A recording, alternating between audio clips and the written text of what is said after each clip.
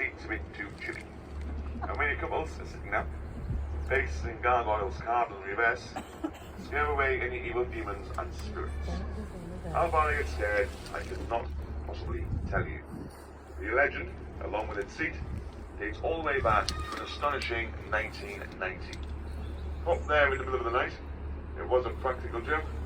The artist responsible for it was a man called Colin Wilborn. But we do need to ask for the brakes on. See, granted, it's not quite Niagara Falls. It's even nice actually tree. a waterfall called a weir. A 4 feet 6 inch high wall running right the way across the water. If that wall wasn't there, this would be nothing more than a glorified stream. You'd probably wouldn't even get your knees wet if you plunged across it.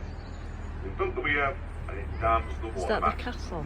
So if you remember, Yeah, there's yeah. a stream river. He said the water got shallower. Here's the The castle, effect of the everybody. weir is wearing off, and the river is returning back to its natural level. Can't zoom The in for people some responsible reason. for building it were the I was people gonna who zoom lived in the in. houses either side of it. Here we go. The big building there was a corn mill, and the red brick building on the opposite side was a fulling mill. Oh, so that's the weir. a cloth washing process. What you would do is take a sheep, shear it, and you'd be left with a fleece. That would then be turned to a fabric called sackcloth. A very coarse material, often worn by the poorer people for their clothing. Now if you had plenty of money, take your sackcloth to that building there, give it to the fuller, you would lie it in a trough, add water and dyes, and then add a third ingredient called fuller's earth. Now, fuller's earth is a very soapy clay, Or is it a tree? ground. So it basically acts as the washing powder. It's just a tree. And once all your materials were laid flat in the trough, hundreds of little pistons with Velcro-like tips, powered by a water wheel, would hammer up and down. The purpose that would serve, it would pull the wool from the pile and push it back into the gaps. The process was called fulling, and the end product was known as the broadcloth. It's a big boat to Very carry. soft and silky material, exported all over the known world. Look how many people are carrying that boat. 1, 2, 3, 4, 5, 6. 6 people carrying that Both one of boat. the best architectural buildings in the world, and also a World Heritage Site. If you want to build a building like this, it's really quite simple. Virtually approximately No 6. 70,000 No tons of 7. sandstone, and then do it in 40 years. You can do that, you're better than the concrete Normans. Thing is though, folks, whenever you come into the city, because the very key to tell you, it took 40 years to build. From start to finish, it did. But 10 years were lost. They only actually built for 30 years. There were wars, there were famines. Oh, they're pouring it in the The water. second Prince Bishop knew amount of money and spent a few years in London Tower Jail. One of the main reasons why 10 years were lost was up until the construction of the cathedral, Keeps they going never built wide, anything look. taller than everybody. single-story buildings. What they would do is build so far up, stand back, take stock, plan the next move, and then continue. The way in which they achieved the height, bearing in mind there were no JCBs, nor were there any cranes. In each of those towers there, you had a spiral staircase. They built a round in a spiral staircase, and then built surrounding walls around it.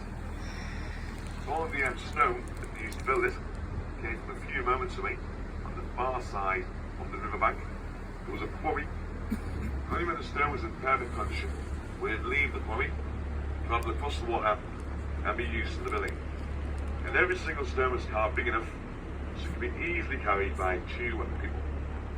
Oh, they're washing the The boat 2 now. West End towers there, the ones which They're stand washing side the by boat. side, they used to be much more splendid. See, each one of those had a spire on top of it. One of the first buildings in the country ever to have a spire. Unfortunately, in the 1600s, Britain did go through a civil war. The maintenance of the spires never occurred, and they fell in such a bad state to repair, they had to be taken down before they fell down. And as for your central tower, the one with the flagpole, And they're washing that you boat. notice the top 60 feet of stoneware, you'll see it's a darker colour. Now the reason being, that's an extension built on hundreds of years later. It's a belfry. If you're feeling very fit, then we get energetic this afternoon. You can walk 325 steps. and a spiral staircase, and you'll come out at the very top. The view there is absolutely breathtaking. But believe me folks, as is the walk up there. Well worthwhile doing should you get fishing the there. opportunity. It costs about £7 now as well, by the way. Someone's fishing there. Something. Hope we catch a fish or something.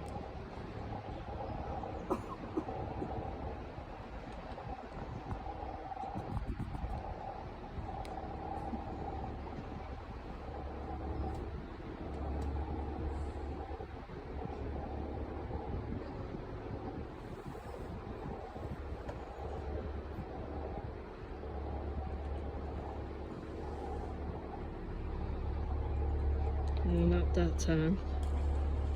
Is that what I was doing? Catching a fish? Trying to catch a fish. I thought he got one then. I thought he got a fish then. I thought he got a fish.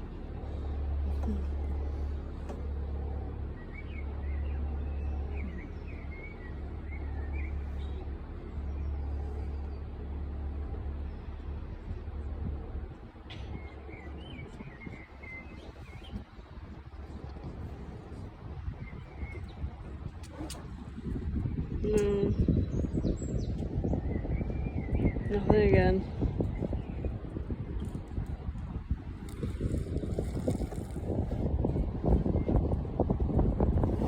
The next bridge is called Preference Bridge. It's getting a bit colder now. It was built in 1776, costing the equivalent of £3,000 a month. It gets its name from the preparatory to regular installment of money for the people.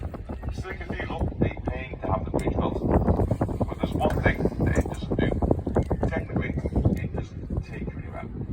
It's never ever built for that purpose, right? To your right hand side then, after making a spring one, whilst on your left hand side is the church, castle, cathedral, and all the residents of the old city. They basically needed a water supply. So built this bridge, ran a huge lead pipe across the top of it, and they gravity fed the water It's a bridge. from the right hand side to the left hand side. That was excellent until the Industrial Revolution came along and pumps were invented. A much more practical way of transporting water. For the last 200 years now, the bridge is still idle and dormant. But we must like it. It received a grant for £1 million from the National Lottery to maintain the bridge. It's inflation, you see.